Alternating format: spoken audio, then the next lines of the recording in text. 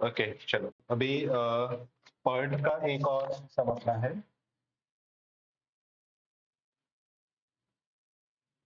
Question 14,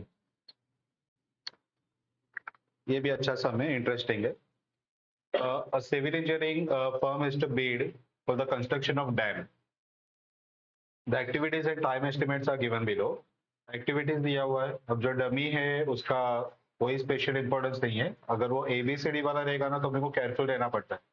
बाकी तो dummy को भी क्रिटिकल पाथ पे भी लेना है, सब जगह पे रेगुलर जो रूल है वही उस डमी के लिए भी अप्लाई करना है।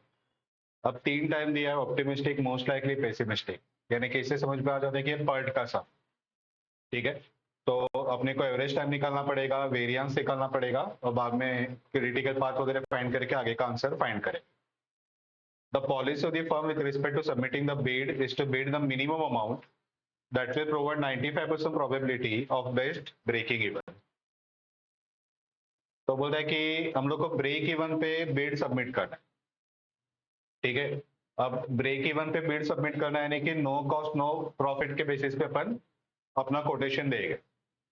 अब quotation no profit no loss पे देंगे तो पहले अपने को कॉस्ट निकालना पड़ेगा कि अपना कॉस्ट कितना है प्रोजेक्ट का, और जितना कॉस्ट है उतना ही अपना बीड प्राइस आएगा। अब कॉस्ट डिपेंड है अपने ड्यूरेशन के ऊपर, और ड्यूरेशन यहाँ पे 3 दिया हुआ है, ऑप्टिमिस्टिक, मोस्ट लाइकली और पेसिमिस्टिक। तो अब कौन सा ड्यूरेशन पकड़े यहाँ पे, ठीक है। तो वो लोग बोल रहे कि 95% प्रोबेबिलिटी वाला ड्यूरेशन पकड़, 95% प्रोबेबिलिटी वाला ड्यूरेशन पकड़ो, और वो ड्यूरेशन के लिए जितना कॉस्ट रहेगा उतना बीड अपन सबमिट करें। अब थोड़ा सा अपन चीजों को रिवाइज करते हैं कि 95% प्रोबेबिलिटी यानी बेसिकली रहता क्या है। तो रेगुलर जो सब हमने सॉल्व किया ना लास्ट लेक्चर में, जैसे क्वेश्चन नंबर 15 वगैरह, तो वहां पे अपने को ड्यूरेशन दिया था, क्रिटिकल पाथ हमने फाइंड किया और बाद में हमने प्रोबेबिलिटीज पूछा था कि 31 डेज से पहले कंप्लीट होगा, प्रोबेबिलिटी बताओ, ठीक है। 42 से ज्यादा टाइम लगेगा, प्रोबेबिलिटी बताओ वगैरह। तो अपन क्या करते हैं कि वो जो ड्यूरेशन बताते हैं कि 31 से कम, तो उसके लिए पूरा वो इक्वेशन वगैरह फॉर्म करके अपन प्रोबेबिलिटी फाइंड करते हैं।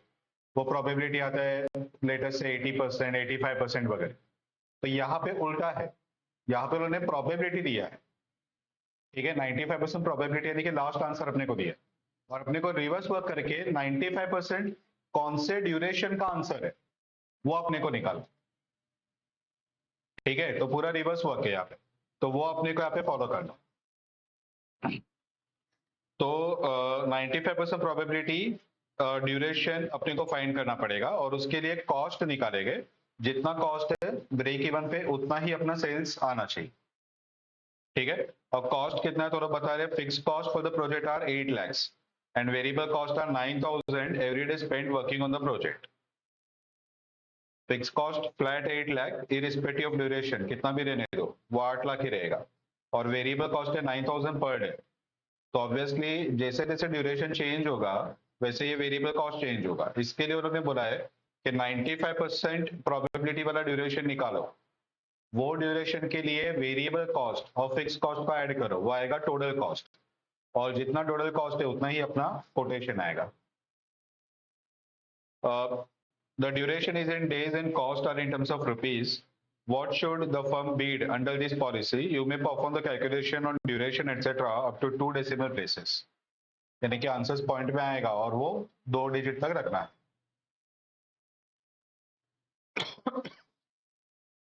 ओके चलो, अभी सबसे पहला काम वो पर्ट का एवरेज टाइम और वेरिएंस वो टेबल बनाते हैं, नेटवर्क ड्रॉ करेंगे, क्रिटिकल पाथ फाइंड करेंगे, और उसके बाद में आगे क्या करना है वो सोचेंगे। यहाँ तक पर्ट में हर सब में कॉमन है, ठीक है।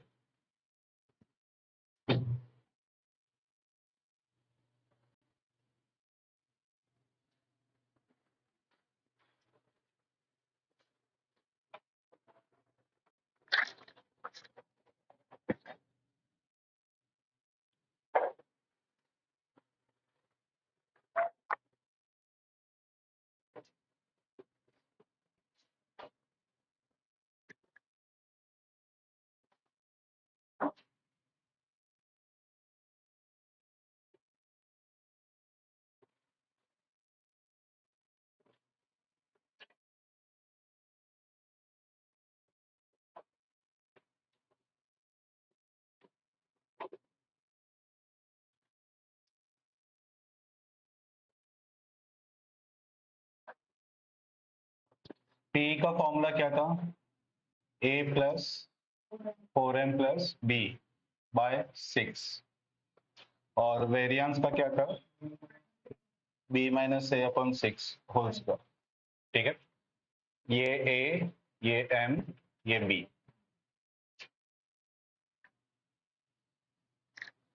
T O optimistic, T M most likely, TP pessimistic.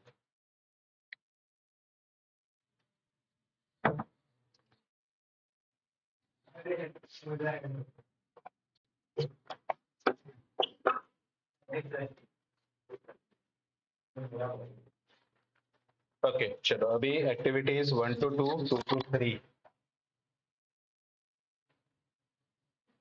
2 to 4, 2 to 8, 3 to 4, 3 to 5, 4 to 6, 5 to 7, 5 to 9, 6 to 7, 8 to 8, 7 to 9.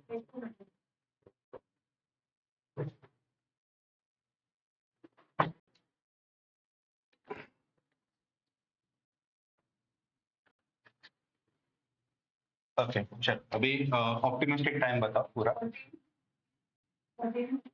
वापस।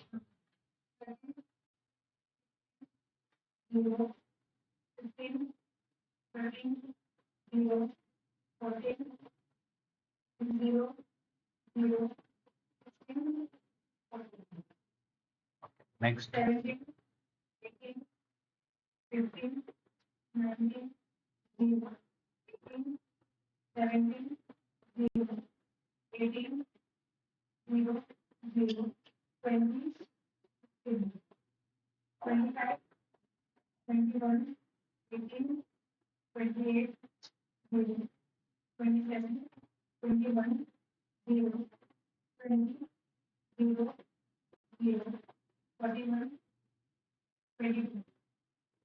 ओके चलो, अभी एवरेज टाइम निकालना है।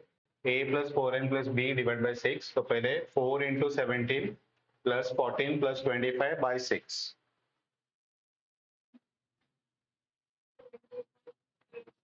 बाप रे, पहला ही पॉइंट।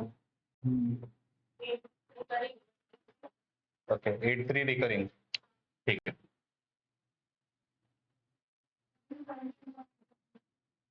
नहीं आया। अच्छा,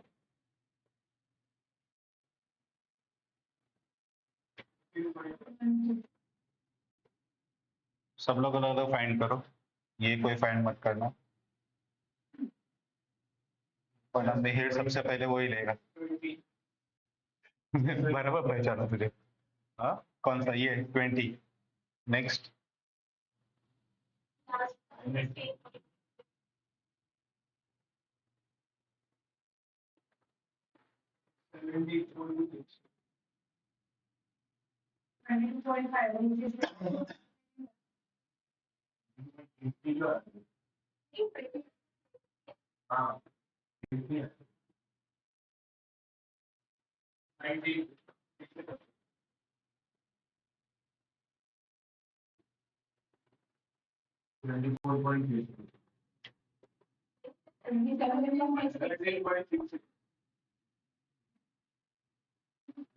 ओके चलो, अभी b minus A upon 6 whole square, 25 minus 14 divide by 6 into equal to, तो हो जाएगा square. 25 minus 14 divide by 6 into equal to 3.36,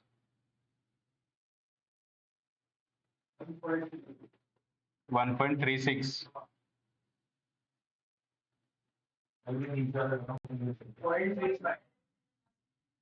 point 77 recurring. Okay, तो 7 8 ले लूं, दूसरा राउंड ऑफ करके बताओ। Okay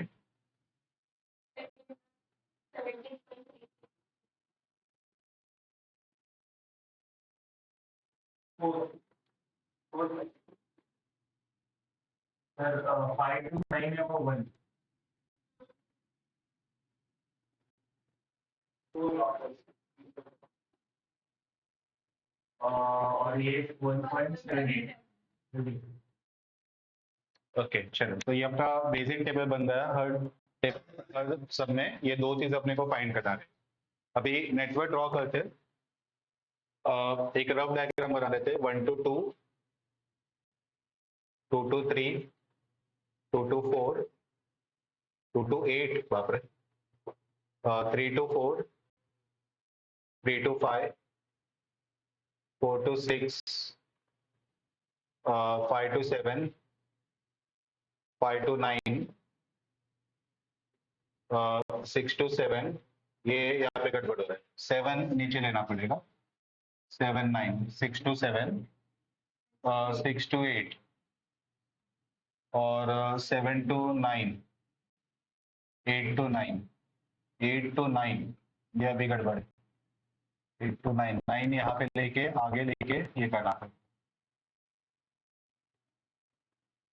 7 to 9, 5 to 9।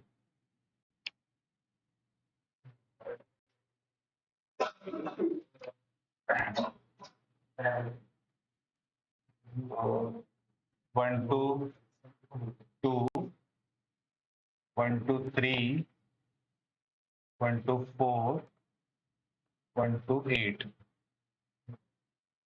4 to 6, 2 to 3 हो गया, 3 to 5, 5 to 6 भी है, 6 थोड़ा सा आगे लेते। 3 to 5, 3 to 4, 5 to 7, 6 to 7। इसका प्रॉब्लम ही होगा, ये अपने को ऊपर लेना चाहिए ना, तो 4 to 6 नहीं होगा। 9 यहाँ पे कहीं तो आगे लेना पड़ेगा, खींचना पड़ेगा 9 को। 7 to 9, 5 to 9,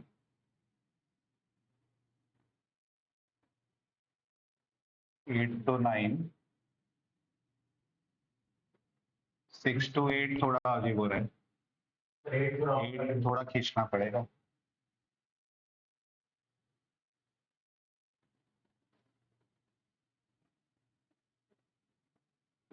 six to eight कौन सा रहेगा? 2 to 8 हो गया, 2 to 4 हो गया, 3 to 2 to 3 हो गया, 3 to 4, 3 to 5, 4 to 6, 8, 6 to 8, 6 to 7, 7 to 9, 5 to 7, 5 to 9। Okay चल,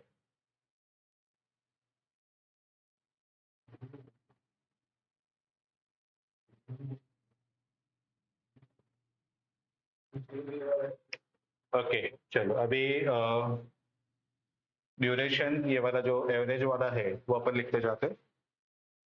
तो 1 to 2, 17.83, 2 to 3, 17.83, 2 to 4, 15.16, 2 to 4, 15.16, 2 to 8, 2 to 8, 20, 3 to 4, 0, 3 to 5, 19, 4 to 6, 17, 5 to 7, 0, 5 to 9, 17.66, 6 to 7, 0, 6 to 8, 6 to 8, 0, 7 to 9, 22.83 और 8 to 9, 16.67। ओके चलो, अभी क्रिटिकल पाथ, बहुत सारे पाथ है और बहुत अजीब अजीब रेस है। बॉक्स वाला सिस्टम यहाँ पे अच्छा रहेगा, क्योंकि एक भी पाथ अगर भूल गए और वही क्रिटिकल निकला ना, आगे का पूरा आंसर गलत हो जाए। ठीक है, तो बॉक्स से बनाते हैं वो अच्छा रहेगा। क्योंकि क्या होगा, ये ऐसे जो पाथ है ना, 1 2 3 4 6 7 9, 6 8 9, मल्टीपल ऑप्शंस क्रिएट हो, तो वो सब में प्रॉब्लम हो जाएगा।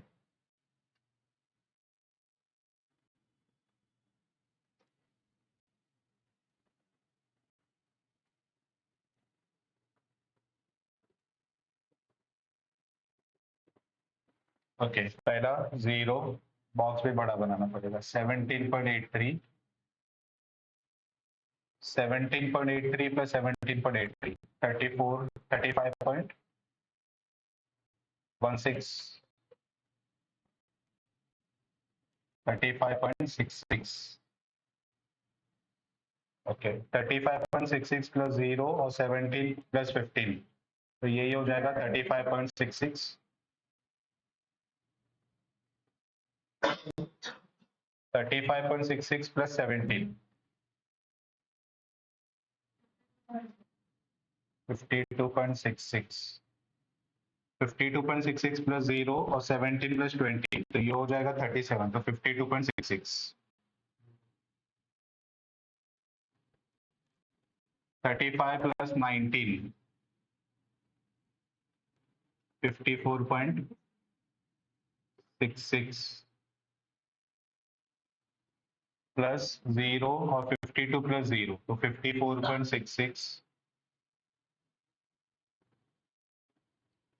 54 प्लस 17, 71. 54 प्लस 22, 72. 52 प्लस यही हो जाएगा 70, कितना हो रहा है? 75 point 17.60.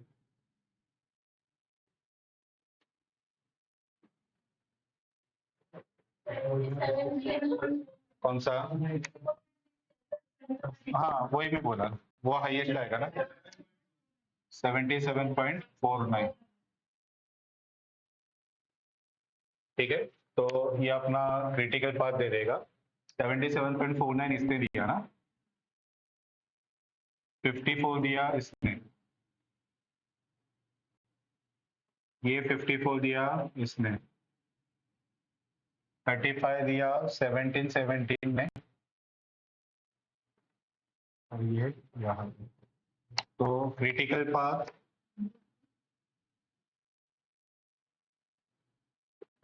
1, 2, 3, 5, 7, 9. Project duration 77.49 days. Days है ना. तो ये हो गया अपना फर्स्ट पार्ट. अब पार्ट में जो क्रिटिकल पाथ रहता है उससे अपन दो चीजें फाइंड करते हैं, क्रिटिकल एक्टिविटी, उसका ड्यूरेशन और उसका वेरिएंस. तो 1 to 2, 2 to 3, 3 to 5, 5 to 7, 7 to 9. ये ड्यूरेशन तो यहाँ पे लिखा हुआ है 17.83, 17.83, 19, 0, 22.83, टोटल इज 77.49, और इसको अपन बोलते हैं म्यू. ठीक है, इसको अपन बोलते हैं म्यू. म्यू यानी कि एवरेज टाइम. अब ये एक्टिविटीज का वेरिएंसेस अपने को लिखना है, तो 1 to 2 का 3.36, 2 to 3 1.36, टोटल लेते जाना तुम लोग. 3 to 5, 3 to 5 का 4, 5 to 7, 5 to 7 का 0, और 7 to 9, 7 to 9 का 17.36. सॉरी कितना? 26.08. तो इसको अपन बोलते हैं वेरिएंस 26.08. स्टैंडर्ड डेविएशन आता है स्क्वायर रूट ऑफ वेरिएंस, तो स्क्वायर रूट ऑफ 26.08, 5.11. ये अपने को मिला स्टैंडर्ड डेविएशन. थर्ड सम में पार्ट का कोई भी सम है, यहाँ तक तुम लोग को आना ही पड़ेगा. इसके आगे का जो पार्ट है वो क्वेश्चन पूछा रहेगा, उसके ऊपर चेंज होगा, लेकिन यहाँ तक तो आ ही जाना है. 50% वेटेज ओवरऑल सम का यहाँ तक का रहता है. यानी कि अगर 7 मार्क का सम है तो 3 से 4 मार्क यहाँ तक के स्टेप का रहेगा, बाद में आगे के स्टेप का रिमेनिंग मार्क्स. ठीक है, चलो तुम लोग यहाँ तक निकलो, बाद में आगे बढ़ते हो.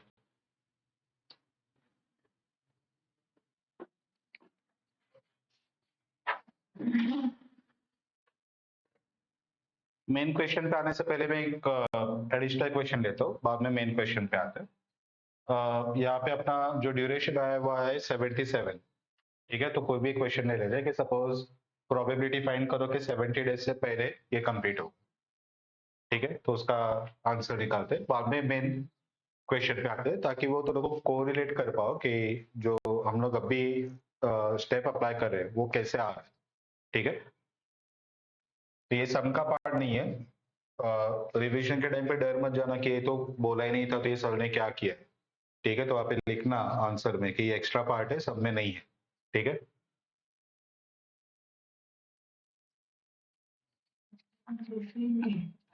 क्या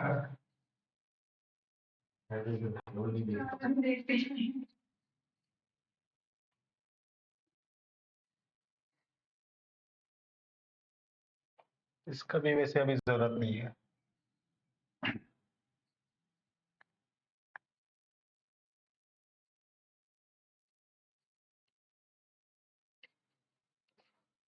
चलो तो find probability that project will be completed in 70 days, ठीक है। इन 70 डेज बोले तो 70 या लेस देन 70, ठीक है। तो यहाँ पे we need to find probability that project will be completed in less than 70 days, ठीक है। ऑलवेज इस पे लेस देन या मोर देन का साइन आता है, इक्वल साइन वाला आंसर अपन नहीं निकालते।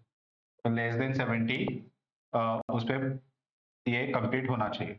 अब हम लोग का फॉर्मूला है कि x minus mu upon standard deviation, ये फॉर्मूला तुम लोग को याद करना पड़ेगा। तो x minus mu upon standard deviation जो इक्वल टू के एक साइड में किया वही सेम इक्वल टू के दूसरे साइड भी करना पड़ता है। तो अगर x पे से म्यू माइनस किया तो 70 में से भी म्यू माइनस करो, डिवाइड बाय स्टैंडर्ड डेविएशन, ठीक है। और साइन सेम ही रहेगा। तो अपन इसका प्रोबेबिलिटी निकालना चाहते हैं, और प्रोबेबिलिटी ऑफ दिस वन इसको z लेटर से डिनोट किया जाता है। तो ये बन जाता है z less than 70 minus mu, mu अपना है 77.49 डिवाइड बाय स्टैंडर्ड डेविएशन 5.11। तो z लेस देन 1.46 आगे, तो 47 ले लो, ठीक है। 1.47, ठीक है। तो ऑलवेज 2 डिजिट में राउंड ऑफ करना है, आगे लेना नहीं है, क्योंकि अपने टेबल में जो अपने पास आंसर्स है वो 2 डिजिट है, ठीक है। अब हम लोग यहाँ पे क्या करेंगे कि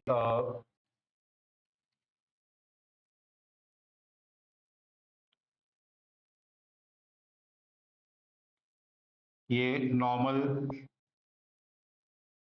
डिस्ट्रीब्यूशन का कर्व हमने ड्रॉ किया, एग्जैक्टली मिडिल में रहता है 0, इस तरफ नेगेटिव वैल्यूज है, इस तरफ पॉजिटिव वैल्यूज है, ठीक है। अपना आंसर आया 1.47, लेकिन नेगेटिव है। तो अंदाज से कहीं पे भी इस तरफ नेगेटिव है, इसके लिए इस तरफ पॉजिटिव रहता तो इस तरफ ड्रॉ करते। तो अंदाज से कहीं पे भी एक जगह पे 1.47 का ये ड्रॉ कर लो, ठीक है।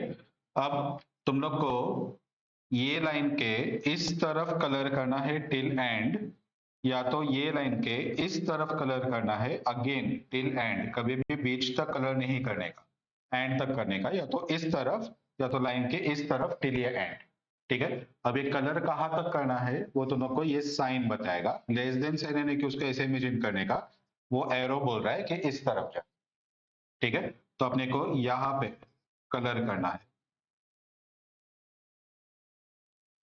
ठीक है। तो ये अपना शेडेड एरिया मिल गया। अब 1.47 का अपने को टेबल से वैल्यू फाइंड करना पड़ेगा, ठीक है। ये पार्ट का वैल्यू अपने को फाइंड करना है, जो कलर वाला पार्ट है उसका वैल्यू फाइंड करना है यहां से लेकर एंड तक। और जो टेबल ऑलवेज वैल्यू बताता है वो 0 से लेके कोई भी नंबर तक का वैल्यू बताता है, यानी कि वो ये पोर्शन का वैल्यू बताता है। अब ये पोर्शन नेगेटिव साइड रहेगा या फिर ये पोर्शन पॉजिटिव साइड रहेगा, टेबल का वैल्यू ऑलवेज सेम ही रहता है। भले ही ये नेगेटिव है, टेबल के वैल्यू को नेगेटिव नहीं करना है, टेबल का वैल्यू ऑलवेज पॉजिटिव ही आता है। यानी कैसे बोलो कि डुम्बिली से नॉर्थ साइड में 5 किलोमीटर जाओ या साउथ साइड में 5 किलोमीटर जाओ, साउथ बोला तो नेगेटिव साइड, नॉर्थ बोला तो पॉजिटिव साइड, लेकिन किलोमीटर्स के टर्म में तो 5 पॉजिटिव नंबर ही आए, ठीक है, तो ये तुम लोग को वैल्यू बताएगा नेगेटिव का और पॉजिटिव का वैल्यू सेम है, वो वैल्यू तुम लोग को टेबल से ढूंढना है। अब ये टेबल से कैसे ढूंढना है, तो तुम लोग का नंबर है 1.47, इसको दो पार्ट में डिवाइड करो, 1.4 एक ले लो और 7 को सेपरेट करो। तो 1.4 जो पहला वाला कॉलम है वो देखो टेबल में 0.00 से लेके आगे सब नंबर्स का पहला कॉलम है, एक्स कॉलम करके दिया है, ठीक है, उस पे 1.4 में चले जाओ और 0.07 वाले कॉलम में जाओ, वहां पे नंबर क्या दिख रहा है मुझे बता। 0.922 यानी कि 4 to 9, तो अपने को 2 डिजिट यानी 4 डिजिट वाला कॉम्बिनेशन चाहिए। मिला ये सभी को, ठीक है, तो अपने को टेबल ने ये वैल्यू दिया है और अपने को ये वाला वैल्यू फाइंड करना है। अब ये अपने को पता है कि प्रोबेबिलिटी का टोटल ऑलवेज आता है 1, यानी कि ये 50% है और ये 50% है, यानी कि ये वैल्यू 0.5 रहेगा ऑलवेज। अब 0.5 में से यहां तक का वैल्यू 0.42 है, तो जो बाकी का वैल्यू रहेगा वो इसका है, ठीक है, तो अपने को माइनस करके ये वाले पोर्शन का वैल्यू मिल जाएगा। तो प्रोबेबिलिटी आएगा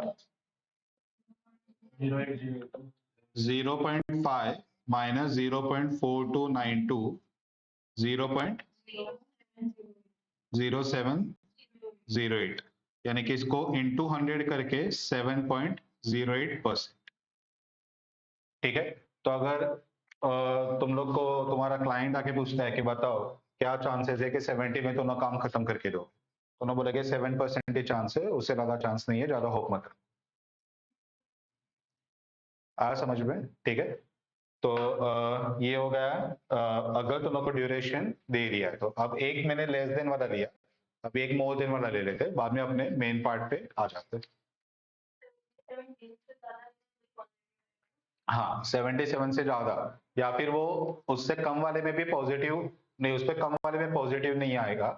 उस पे सिर्फ वो ऐसे पूछ सकता है कि जैसे यहाँ पे बोला था कि इन 70 डेज में काम खत्म होगा, वो बताओ, तो वो उल्टा बोलेगा कि 70 से ज्यादा डेज लगेगा उसका प्रोबेबिलिटी बताओ, ठीक है। अभी 70 से कम का जो प्रोबेबिलिटी है ना 7% है, यानी कि बाकी का 93% 70 से ज्यादा का प्रोबेबिलिटी है। आया समझ में, ठीक है। तो अगर मोर देन 70 बोला ना कि 70 से ज्यादा लगेगा, तो यहाँ पे साइन चेंज हो जाएगा, x मोर देन 70, ये वैल्यू 1.47 ही आएगा, लेकिन साइन मोर देन का रहेगा, तो तुम लोग कलर इस तरफ करोगे, ठीक है, और एंड तक ऑलवेज कलर आता है। तो ये वैल्यू कितना मिला 4292, ये वैल्यू कितना 0.5, तो दोनों मिला के टोटल वैल्यू कितना 0.9392, ठीक है, और 0.9292 वैल्यू आएगा, यानी कि 92% उसका 93% प्रोबेबिलिटी है कि मोर देन 70 डेज लगेगा। आया समझ में, तो वैसे अब दूसरा एक लेते हैं कि जहाँ पे अपने को आंसर पॉजिटिव है या फिर नेगेटिव वाला है, अभी एक पॉजिटिव वाला ले लेते।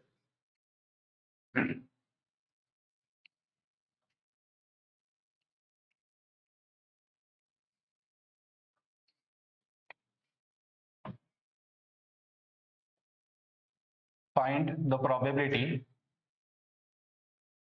that project will be completed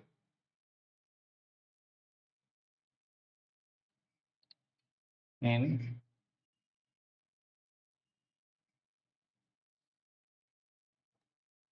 after suppose अपना आंसर 77 है ना, 80 डेज, आफ्टर 80 डेज 80 दिन से ज्यादा टाइम लगेगा, उसका प्रोबेबिलिटी बताओ, ठीक है। तो सिस्टम सेम रहेगा, probability of x more than 80, ठीक है, तो x minus mu upon standard deviation more than 80 minus mu upon standard deviation, ये बन जाएगा z 80 माइनस 77.49 डिवाइड बाय 5.11, कितना आ रहा है 0.49119, तो 12, ठीक है।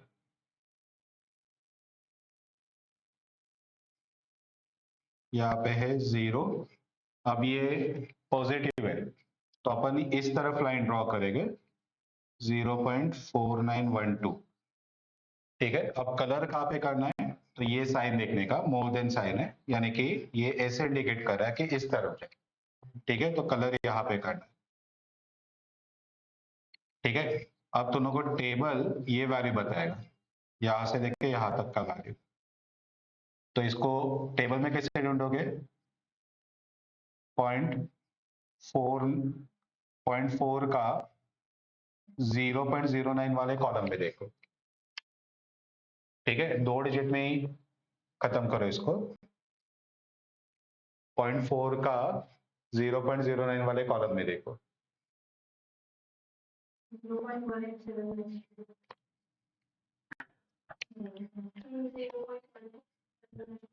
18798, तो 1880 ले लूं। ओके, 1879। ठीक है, ये वैल्यू है और अपने को ये वैल्यू फाइंड करना है। टोटल अपने को पता है कि 0.5, तो प्रोबेबिलिटी आ जाएगा 0.5 minus 0.1879 .3129, that is 31.29% to 1।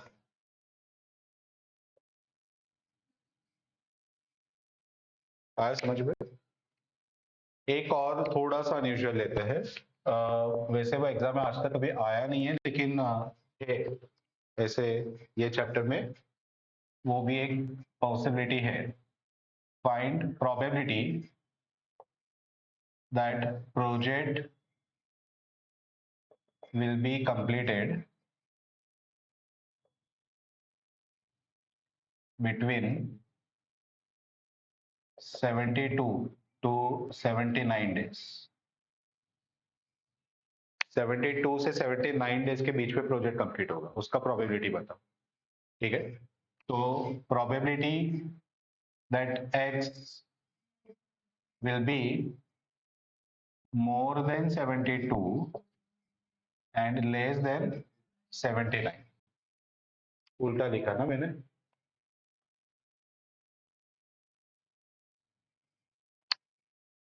$79 more than x और एक्स मोर देन 72, बराबर। उल्टा ये ऐसे ही लिखो क्या, कैसे लिखो, क्या बोलते हो?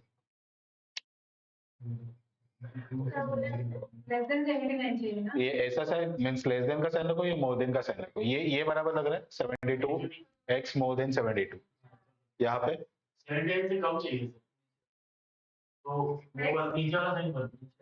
ये वाला हाँ,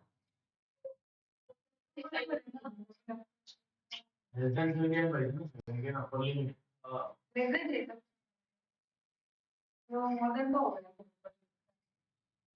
तो फाइनली कौन सा नीचे वाला। ठीक है, अब यहाँ पे क्या करना है, x माइनस म्यू अपन स्टैंडर्ड डेविएशन, 72 माइनस म्यू अपन स्टैंडर्ड डेविएशन, 79 माइनस म्यू अपन स्टैंडर्ड डेविएशन। ठीक है, तो ये बन जाएगा z, यहाँ पे आ जाएगा 72 माइनस 77.49 डिवाइड बाय 5.11 और यहाँ पे 79 माइनस 77.49 डिवाइड बाय 5.11। बता ये कितना आएगा और ये कितना आएगा? 1.074। ओके, 1.07 295, तो 30 ले लूं। ठीक है, तो ये अपने को वैल्यूज मिला। अब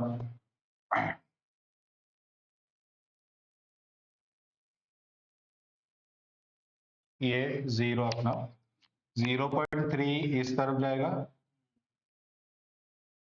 और माइनस 1.07 इस तरफ जाएगा।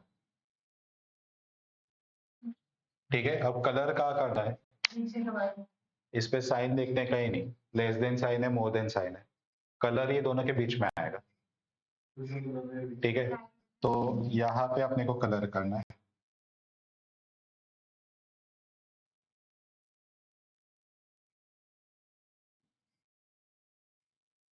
जेल का कैदी रहेगा ऐसा लग रहा है ना। क्या दरवाजा हाँ ठीक है। ये और ये दोनों को टेबल बताएगा, ठीक है। और टोटल प्रोबेबिलिटी क्या आएगा, ये दोनों का टोटल 1 नहीं आएगा, 1 ये पूरे का रहता है, ये 0.5 ये 0.5, ठीक है। अपना एंड तक नहीं है, अपन यहाँ तक ही ड्रॉ कर रहे हैं। तो ये अपने को टेबल वैल्यू देखना पड़ेगा, ठीक है। ये वाला टेबल वैल्यू देखेंगे और अपने को ये दोनों का आंसर चाहिए। तो ये तो टेबल ने ही ऑलरेडी जो दिया है उसे कोई सिंपल ऐड कर लिया तो अपने को कलर वाले एरिया का आंसर मिल जाएगा, ठीक है। तो दो वैल्यूज दोनों को ढूंढने टेबल में, एक 0.3 का जीरो वाले कॉलम में देखो, 0.3 का जीरो वाले कॉलम में 1179, ठीक है। और 1.0 का 7 वाले कॉलम में, 1.0 का 7 वाले कॉलम में 35769, 7 ले लू, 3577, ठीक है। और प्रोबेबिलिटी क्या आएगा, तो 0.3577 प्लस 0.1179, 4756, यानी कि 47.56%।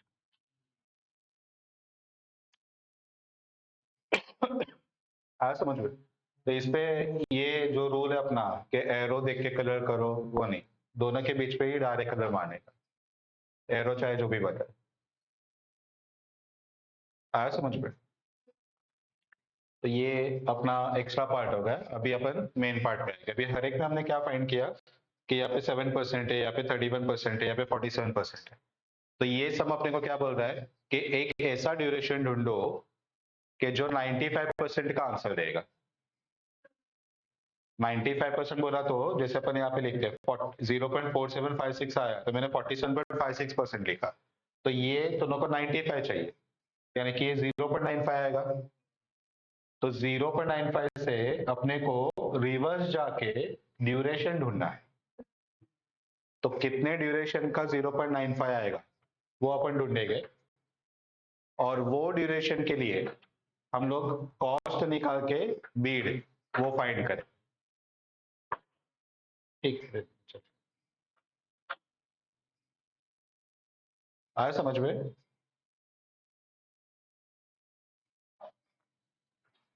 पता चला, ठीक है। चलो तो ये लिखना है तुम लोग को। हाँ तो ये लिख लो, बाद में आगे बढ़ते हैं। चलो तो अभी ये वाला पार्ट तो हो गया। अभी मेन जो अपना क्वेश्चन है उसके ऊपर आते हैं। अब वो क्या बोल रहा है कि 95% प्रोबेबिलिटी वाला आंसर निकालो और वो ड्यूरेशन के लिए बीड सबमिट करो। अब अगर तुम लोग इमेजिन करो ना कि 95% अगर बोला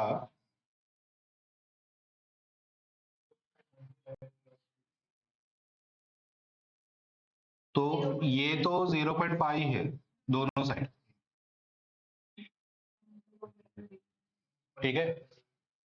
ये दोनों 0.5 है, तो इसका मतलब कि 95 बोला तो 0.95, 0.95 बोला तो वो अगर यहाँ पे लाइन रहेगा तो कलर इस तरफ जाएगा, और यहाँ पे लाइन रहेगा तो कलर इस तरफ जाएगा, ठीक है। तो वैसे अपने को सोचना पड़ेगा कि वो कहाँ पे रहेगा, तो वो अपने को फाइंड करना है। तो अभी अपन क्या करेंगे, ऑब्वियसली प्रैक्टिकल ये सब के पॉइंट ऑफ व्यू से अगर सोचे कि अगर सपोज अपन वो कंपनी चला रहे और अपने को 95% प्रोबेबिलिटी वाला ड्यूरेशन चाहिए, तो 100% प्रोबेबिलिटी वो 77 जो अपना एक्चुअल ड्यूरेशन है उसका है, ठीक है।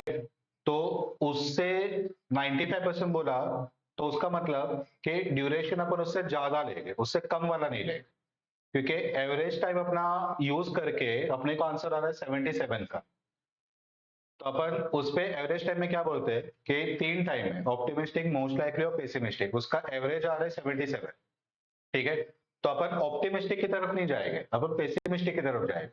क्यों ऐसा, क्योंकि ये प्रोजेक्ट वर्क डैम वगैरह बनाना है, अगर सडनली कुछ नेगेटिव हो गया प्रोजेक्ट चलाते हुए कि जैसे कुछ एक्सीडेंट हो गया या फिर वहाँ पे कुछ लैंडस्लाइड्स वगैरह हो गया, या तो कोई इक्विपमेंट वगैरह खराब हो गया, मैन पावर का प्रॉब्लम हुआ, मटेरियल का प्रॉब्लम हुआ, तो अपने को ज्यादा टाइम लगेगा। ठीक है, तो सेपर साइड अपन ज्यादा टाइम पकड़ के प्रोजेक्ट का ड्यूरेशन निकालेंगे।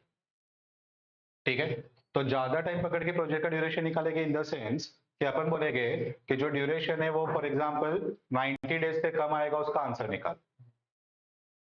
ठीक है, तो 90 डेज बोला तो आंसर इस तरफ से इस तरफ आना चाहिए, लेस देन 90। लेस देन बोला तो कलर इस तरफ जाना चाहिए, तो अपन ये पॉजिटिव आंसर वाला पकड़ेगा, नेगेटिव वाला नहीं पकड़ेगा, यानी कि कलर इस तरफ से इस तरफ वाला नहीं पकड़ेगा, इस तरफ से इस तरफ वाला पकड़ेगा। इतना समझ में आया? ठीक है, तो उसके हिसाब से अभी अपन ड्यूरेशन निकालते हैं।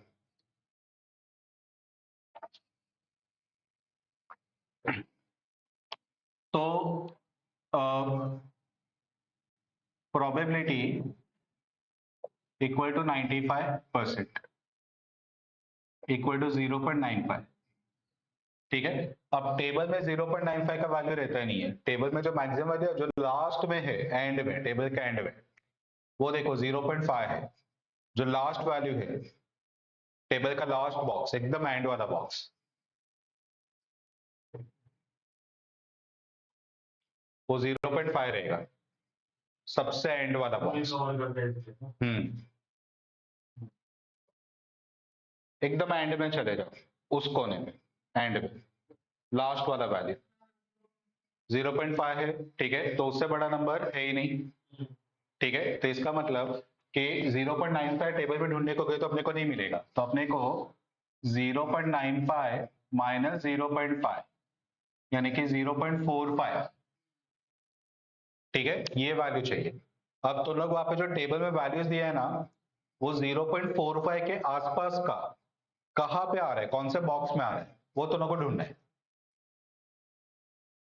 ठीक है, 0.45 नियर बाय टू 0.45, एग्जैक्टली 0.45 शायद से ना मिले, लेकिन फिर भी 0.45 के आसपास का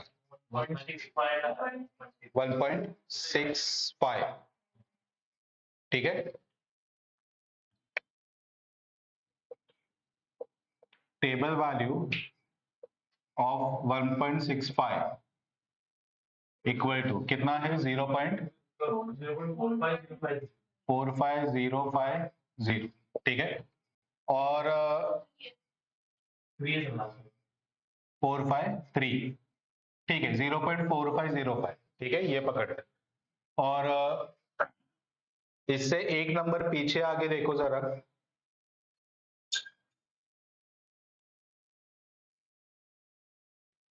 और 0.45 के नजदीक का कुछ है क्या?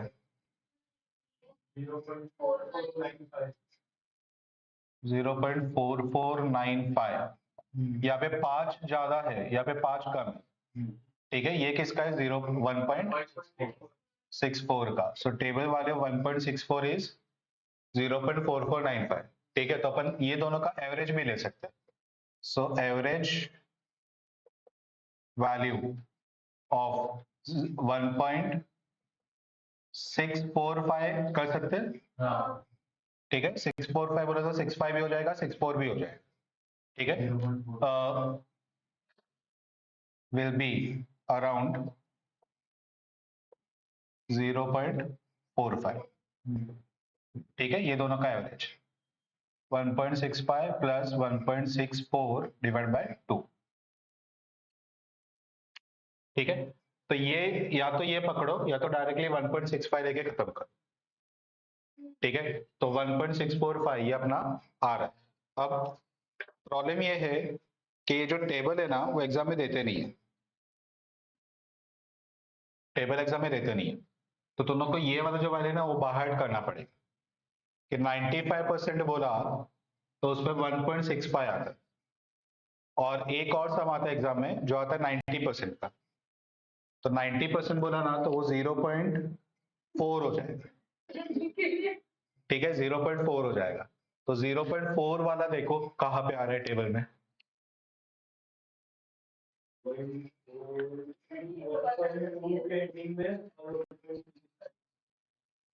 1.2 1.29 और 1.30 या 28? 28।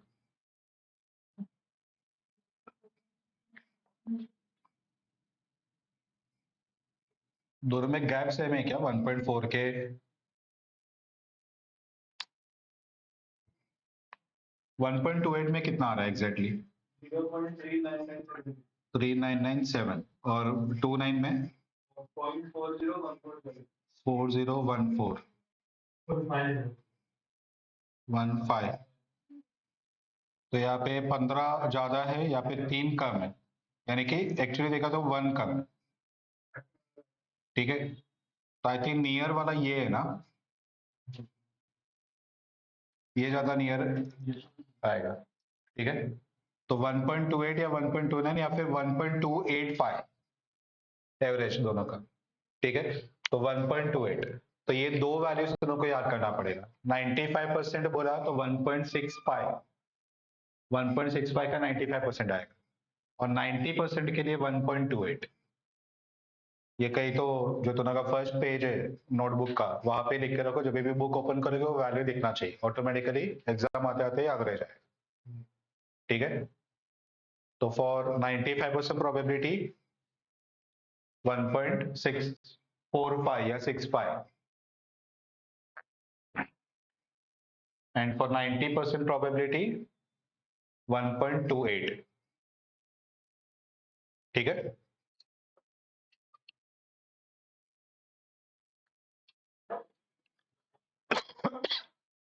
ओके चलो, तो z equal to z less than 1.645 is 0.45, that is 95%।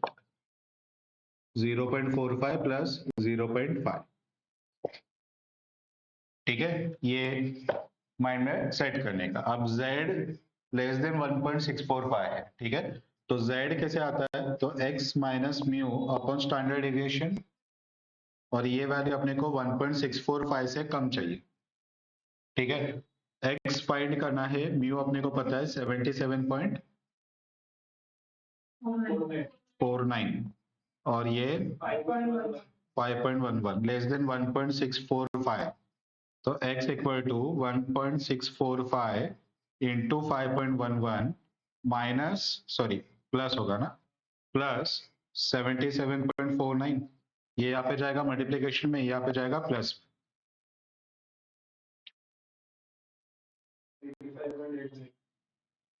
85.89, that is 86।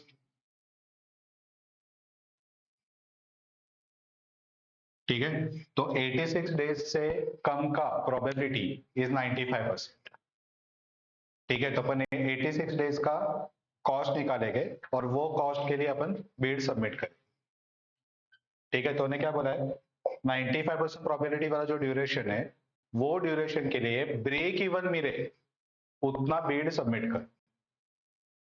ठीक है, तो 86 डेज अपना 95% का आंसर है, तो 86 डेज के लिए ब्रेक इवन के लिए जितना कॉस्ट है उतना ही अपना बिड अमाउंट आना चाहिए। For break even at 86 days, tender price will be equal to total cost। अब कॉस्ट कितना आएगा? तो फिक्स कॉस्ट तो तुम लोग को बता दिया है ना, कितना है 8 lakhs, और वेरिएबल कॉस्ट 9000 इंटू 86 डेज,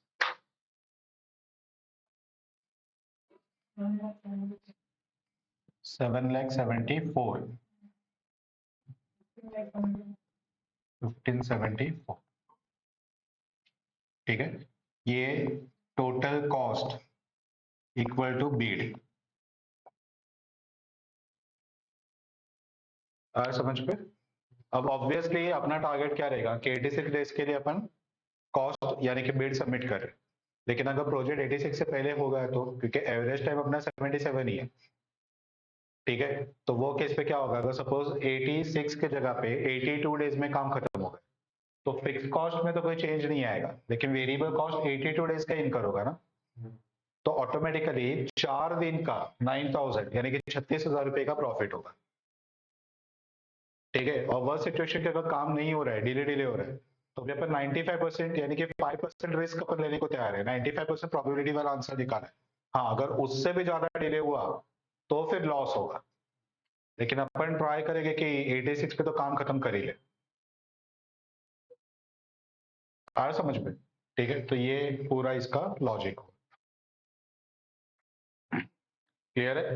वैसे से अगर 90% के लिए आंसर निकालने को बोला, ठीक है, तो फिर कैसे निकालोगे?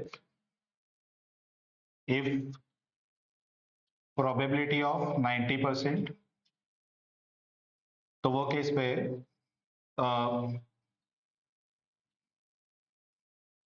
फॉर z इक्वल टू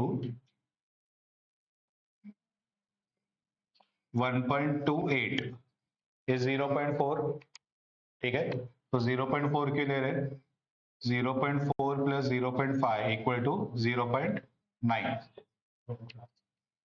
ठीक है, तो 0.4 वो 1.28 में आ रहा है, तो z equal to x minus mu अपन स्टैंडर्ड डेविएशन, ठीक है, तो x minus 77.49 divide by 5.11 less than 1.28, ठीक है, तो x equal to 1.28 into 5.11 plus 77.49,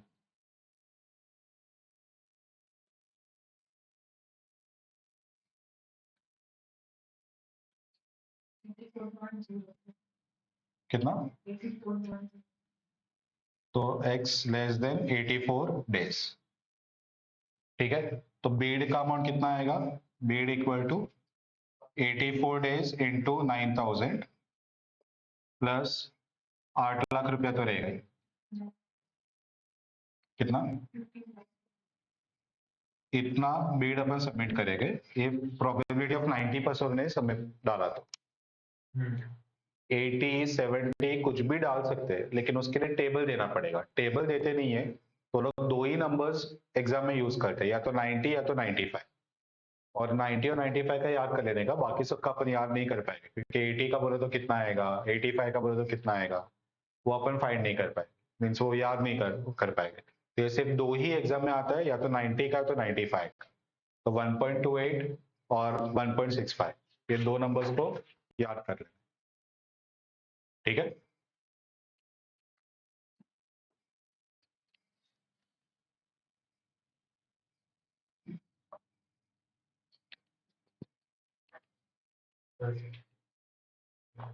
बंद कर।